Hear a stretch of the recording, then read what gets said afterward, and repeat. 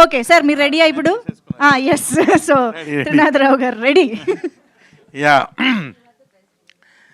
ఇక్కడికి వచ్చిన మీడియా వాళ్ళకి అందరికీ కూడా నమస్కారం. ఫస్ట్ హ్యాపీ బర్త్డే అభిష్ గారు. అండ్ ఫస్ట్ నాకు చాలా ఈ మధ్య చాలా హ్యాపీగా అనిపించిన మూమెంట్ ఏంటంటే కుబేర పెద్ద హిట్ అవ్వడం. సో మళ్ళీ థియేటర్స్ కొంచెం కళ్ళకల్లగా కనిపిస్తున్నాయి. అలాగే నెక్స్ట్ రాబోయే కన్నప్ప కూడా అంతే పెద్ద హిట్ అవ్వాలి. దాని తర్వాత 10-15 సినిమాలు అలాగే హిట్ అయితే మరలా థియేటర్స్ ఒక చాలా కలర్ఫుల్గా ఉంటాయి. అది నాకు చూడడం చాలా ఇష్టం అనిపించింది. నిజంగా దేవుడిని నేను అదే కోరుకుంటున్నాను. దేవుడే ఇక్కడ నుంచి 10-15 తెలుగు హిట్ సినిమా, తెలుగనే కాదు ఆల్ లాంగ్వేజెస్ హిట్ సినిమాలు ఇచ్చేసే దేవుడా. మళ్ళీ చాలా డిసప్పాయింట్లో ఉంటున్న ఇండస్ట్రీ మరలా చిన్న ఉత్తేజం వస్తుంది అని మనస్ఫూర్తి కోరుకుంటున్నాను. అండ్ ఇప్పుడు ఇంకా నేను రెడీ సినిమాకి వస్తే, ఎప్పటి నుంచో అవిష్ గారు వాళ్ళ నాన్నగారు నాకు బాగా పరిచయం. ఒక విధంగా వాళ్ళ ఫ్యామిలీ ఫ్రెండ్ లాంటివన్నీ, ఫ్యామిలీ మెంబర్ లాంటివన్నీ కూడా. సో ఎప్పటి నుంచి అడుగుతుంటే ఒక మంచి కథ సెలెక్ట్ అయ్యి మనకు నచ్చితే అప్పుడు చేద్దాం అవిష్ గారు అని అలాగా వెయిట్ చేయించాను. అనుకోకుండా మజాకా అయిపోగానే శ్రీనివాస్ గారు కథ చెప్పాడు. ఒక కథ చెప్తానంటే చెప్పు అన్నాను. చెప్పారు. కథ వినగానే నాకు ఎందుకో ఇది అవిష్ గారు చేస్తే బాగుంటుంది అనిపించి వెంటనే అవిష్ గారు ఫోన్ చేసి ఒక కథ పంపిస్తున్నా వినండి అనగానే అవిష్ గారు అని మీరు అనుకుంటారు, అవిష్ గారి గురించి జనరల్గా ఒరిజినల్గా నిజాలు మాట్లాడేసుకుందాం, వీళ్ళేమి బోల్ డబ్బులు ఇచ్చేస్తారు డైరెక్టర్కి. రెండోది ఏంటంటే ఆయనకి కథ ఏదైనా సినిమా చేయడం ఎక్కువ, ఇలాంటి ఒక న్యూస్లు తిరుగుతూ ఉంటాయి. కానీ అవి వాస్తవాలు కాదు. ఆయన కథలు అంత ఈజీగా ఓకే చేయడు. మీకు అర్థం కావట్లేదు. అమ్మో, అంత ఈజీగా ఓకే చేయడు కథలు. అది ఒకటి. రెండు, ఫస్ట్ పాయింట్ అసలు కాదు. సో ఈ కథ విని ఇంచుమించు శ్రీని గారు 2.5 hours నేరేషన్ ఇచ్చారు కంటిన్యూస్గా. నేను పక్కనే కూర్చున్నా, నేను కూడా విన్నా ఆయనతో పాటు. సో వినగానే సింగిల్ షాట్ ఓకే చెప్పారు ఆయన. ఓకే చెప్పి, త్రినాథ్ గారు నాకు బాగా నచ్చింది, బాగా ఎంజాయ్ చేశాను, ఈ సినిమా చేద్దామని. నాకు కూడా ఎప్పటి నుంచో పెళ్లి సందడిలో ఇండస్ట్రీలో ఉన్న కమెడియన్స్ అందరినీ అప్పుడు ఆ సినిమాలో వాడారు. అసలు కమెడియనే దొరకట్లేదు వేరే సినిమాలు యాక్ట్ చేయాలంటే అన్న భలే ఉండేది అది వినడానికి. కానీ కమెడియన్స్ అందరూ ఫ్యామిలీగా వచ్చి చేస్తున్నారు అని అనడం కానీ, అది నాకు చాలా అప్పట్లో, అప్పుడు నేను డైరెక్టర్ని కూడా కాదు, ఏదో స్టూడెంట్, ఏదో చదువుకుంటున్నాను ఆ టైంలో. ఆ సౌండింగ్ మళ్ళీ ఈ సినిమాతో నేను వింటున్నాను మా సెట్లో. ఎందుకంటే ఫుల్ ఇక్కడ ఇంకా ఒక ఫ్యామిలీ, ఇదంతా ఇలాంటి 3 ఫ్యామిలీలు ఉన్నాయి. అంటే మీకు లాస్ట్ ఫంక్షన్లో అప్పుడు ఇంకా పెద్ద స్టేజ్ మీద చేస్తాం కాబట్టి స్టేజ్ కూడా కొంచెం పెద్దగా కట్టాల్సి వస్తుంది. ఇది ఒక ఫ్యామిలీ, ఇది ఇంక ఇలాంటి 3 ఫ్యామిలీలు ఉన్నాయి. సో అంతమంది ఆర్టిస్టులతో సినిమా చేస్తున్నాం. రోజుకి 12 నుండి 15 క్యారవాన్లు పెడుతున్నాం. సో క్యారవాన్లకి ప్లేస్కే పాపం మా మేనేజర్లు చాలా ఇబ్బంది పడుతున్నారు. ముందు క్యారవాన్లు ప్లేస్ సెట్ చేసుకోవడానికే ఇబ్బంది పడుతున్నారు.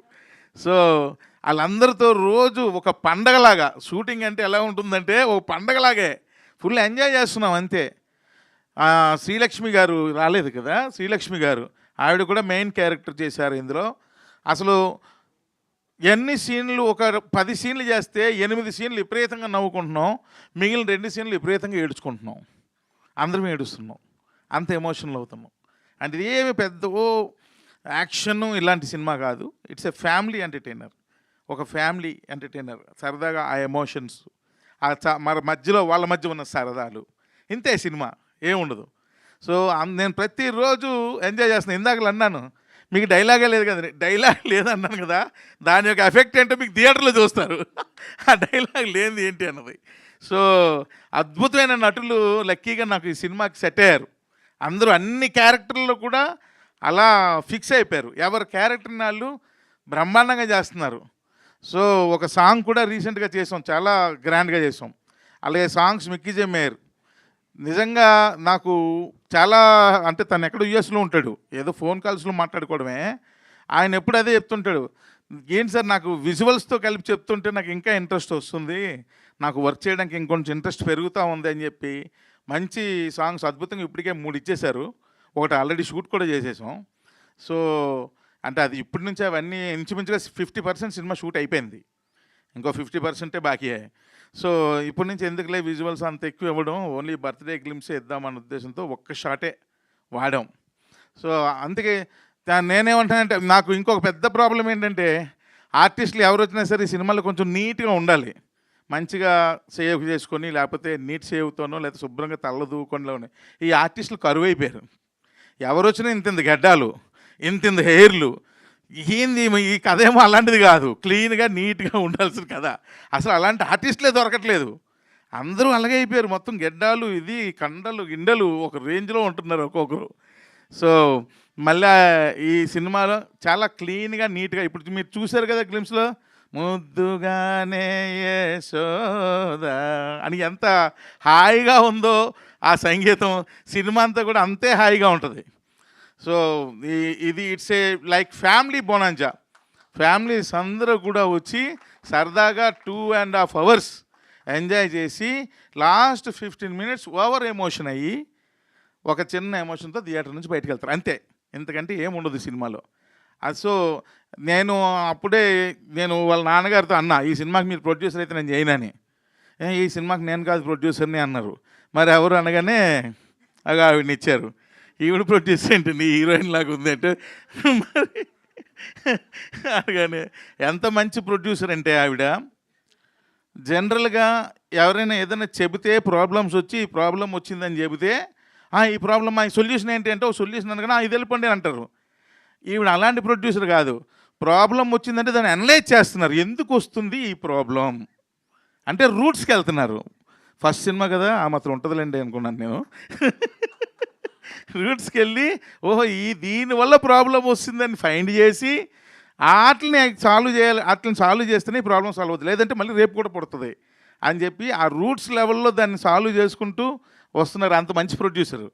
సో నిజంగానే బాగా నచ్చారు. అంటే ఇది ఫస్ట్ ఫిల్మ్, ఇంకా డెఫినెట్గా మీరు నెక్స్ట్ ప్రాజెక్ట్స్కి బాగా షైన్ అయిపోతారు.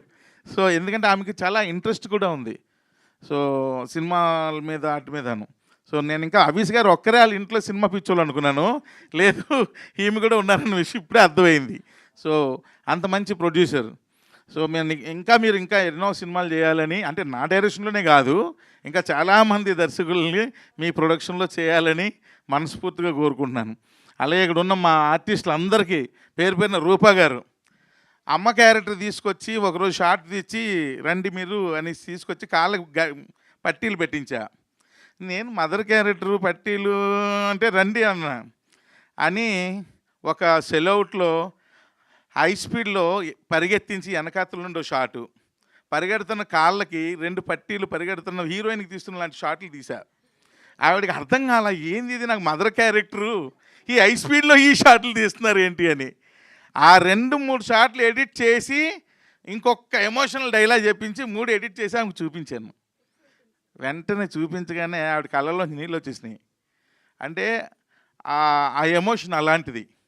సో ఈ సినిమాలో ప్రతి ఒక్కరికి కూడా, ఇక్కడ ఉన్న అందరు ఆర్టిస్టులకి వాళ్ళు చేస్తున్న ప్రతి సీను కూడా వాళ్ళకి వెంటనే చూపించేస్తున్నా, ఇగో మీరు యాక్ట్ చేసిన సీన్ ఇది చూడండి అంటే వాళ్ళు ఇంకా అది చూసి ఇంకా బాగా చేస్తున్నారు.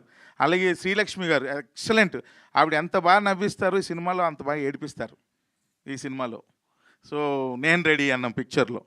అండ్ చెప్తున్నాను కదా, ఒక పిక్నిక్లా చేస్తున్నాం. రోజు ప్రదీప్ గారు రాలేదా, ప్రదీప్ గారు వాళ్ళ ఇంట్లో ఆవకాయ పచ్చడి, సార్ గోంగూర పప్పు అయితే ఎక్సలెంట్, వాళ్ళ ఇంట్లో గోంగూర పప్పు గారి కూడా వేస్తారు. అది ఇలా ఒక్కొక్కరు రోజు బాక్సులు తేయడమే. అంత బాగా ఎంజాయ్ చేస్తూ సినిమా చేస్తున్నాం, అలాగే అంత ఎమోషనల్ కూడా అవుతున్నాం. అందరం ఒక ఫ్యామిలీలా ఫామ్ అయిపోయాం. సో ఈ సినిమా అతి త్వరలో, చాలా ఇంకా 50% అయిపోయింది, చాలా స్పీడ్గానే ఫినిష్ చేసేస్తాం. చేసిన తర్వాత ఎంత త్వరగా అయితే అంత త్వరగా మీ ముందుకు తీసుకొస్తాం. డెఫినెట్గా మీరు అందరూ ఎంజాయ్ చేస్తారు. నా సినిమాలకి మ్యాక్సిమం ఎడిటర్ మా ప్రవీణ్ పుడియే, కానీ ఏ సినిమా ఫంక్షన్కి రాలే, దీనికి వచ్చాడు, నాకన్నా ముందు వచ్చాడు. అదే అర్థం కాల, ప్రవీణ్ ఏందో స్పెషల్ అర్థం కాల, ఇదే ఫస్ట్ టైం ఆయన ఫంక్షన్కి రావడం. సో నాకన్నా ముందు వచ్చేసాడు. నేను టైంకి రాలేదా? సారీ, నేనే టైంకి రాలేదు. ఆ కోపం మా మా మూర్తి గారు ఆల్రెడీ వార్నింగ్ ఇచ్చారు నాకు ఫోన్ చేసి, ఎక్కడున్నారు, టైం ఎంత అయింది అని. అలాగే మా నిజార్, మా ఇద్దరిది చాలా చాలా సంవత్సరాలు, చాలా సినిమాల అనుబంధం. So at the same time ఈ సినిమాలో కూడా చాలా సూపర్ విజువల్స్ ఇచ్చాడు, చాలా బాగా చేస్తున్నాడు కూడా తను ఫోటోగ్రఫీ. అంటే ఫిక్స్ అయ్యాం సినిమా బాగా చేద్దాం. ఇంచుమించుగా 28 మంది ఆర్టిస్టులు ఉన్నారు, 28 మెంబర్స్ ఆర్టిస్టులు సినిమాలో. సో అంతా బాగా చేద్దాం, కలర్ఫుల్గా చేద్దాం అని ఇద్దరమే ఫిక్స్ అయ్యి సినిమా చేస్తున్నాం. సో డెఫినెట్గా ఈ సినిమా పెద్ద హిట్ అవ్వాలి. హవీష్ గారికి ఆయన కెరియర్లో one of the best film ఇది అవ్వాలని మనస్ఫూర్తిగా నేను కోరుకుంటున్నాను. అండ్ హవీష్ గారికి ఒక రిక్వెస్ట్ అంటే, ఇంక లేట్లు చేయకండి, వెంటనే సినిమాలు చేస్తూ ఉండండి, లేట్లు చేయకండి. త్వరగా సబ్జెక్ట్స్ చూజ్ చేసుకొని మీకు నచ్చిన సబ్జెక్ట్స్ వెంటనే హ్యాపెనింగ్ అయ్యేటట్టుగా మంచి మంచి డైరెక్టర్స్ని పెట్టుకొని బాగా చేయండి అని. ఇప్పుడు నేను ఇది ఎప్పుడు అదే అంటుంటాను, ఇంత లేట్ చేస్తారేంటి, ఇలా లేట్ చేస్తున్న కొలది ఏమవుతుందంటే వయసు అయిపోతూ ఉంటుంది. అది కాదు కదా, మనం ఇంట్రెస్ట్ ఉండేటప్పుడు వెంటనే చేసేయాలి. సో అలా చెయ్యండి, కానీ మంచి సబ్జెక్టులు మీకు నచ్చినవి చెయ్యండి అని మనస్ఫూర్తిగా కోరుకుంటూ, నాకు సపోర్ట్ చేసిన నా ఫ్యామిలీ మెంబర్స్ అందరికీ కూడా మరొకసారి, అలాగే ఇంకా రాలేదు వాళ్ళకు కూడా మీ ద్వారా మరొకసారి థ్యాంక్స్ తెలియజేస్తూ, అలాగే మీ అందరూ కూడా ఈ సినిమాని ఎంకరేజ్ చేయాలని ఎప్పుడులాగే మీ అందరినీ మనస్ఫూర్తిగా కోరుకుంటూ సెలవు తీసుకుంటాను. Thank you very much. Thank you sir, thank you so much. So మీరు త్వరగా షూటింగ్ పూర్తి చేసి సినిమాని తీసుకొస్తే మేము రెడీ థియేటర్స్కి వచ్చి చూడడానికి. అండ్ ఇప్పుడైతే